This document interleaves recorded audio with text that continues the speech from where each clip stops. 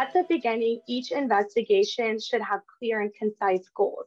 Some of those goals could include identifying the complaint, identifying what the complaint is, and then conducting a prompt, fair, and thorough investigation, identifying the problematic behavior, making recommendations, and identifying and implementing any company-wide changes that need to be made.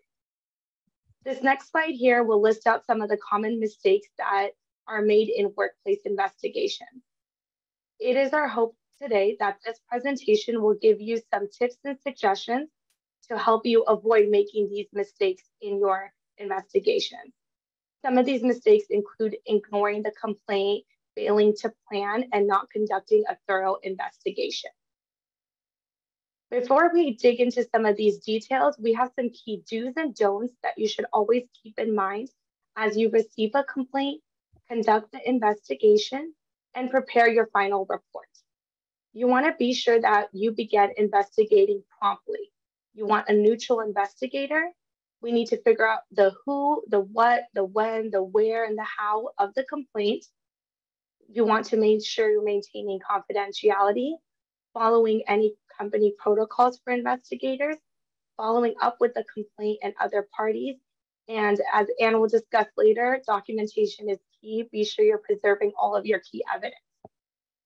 Some of the common traps include brushing off the complaint because it just seems like the employee is whining to you, or dismissing the complainant because this is their third, fourth, fifth complaint this month, retaliating against the complainant, alleged wrongdoer, or potential witnesses, or making some assumptions about the complaint, the complainant, or alleged wrongdoer. Now, as many of you here today are HR professionals, most of the complaints will be coming directly to you. So when the employee comes to you with a complaint, you first need to determine whether there is a complaint, and if so, what steps you need to take to investigate. Your investigation must be, again, prompt, fair, and thorough. California law places the duty on employers to investigate misconduct and to take remedial action to prevent further discrimination or harassment from occurring in the workplace. We should be treating all complaints as legitimate until the investigation is completed. Keep in mind that employees don't have to use specific words like discrimination or harassment or misconduct to trigger an investigation. Even if the complaint seems to be minor, it should still be investigated and documented. This isn't the stage where you determine the validity of the complaint or what the corrective action should be done.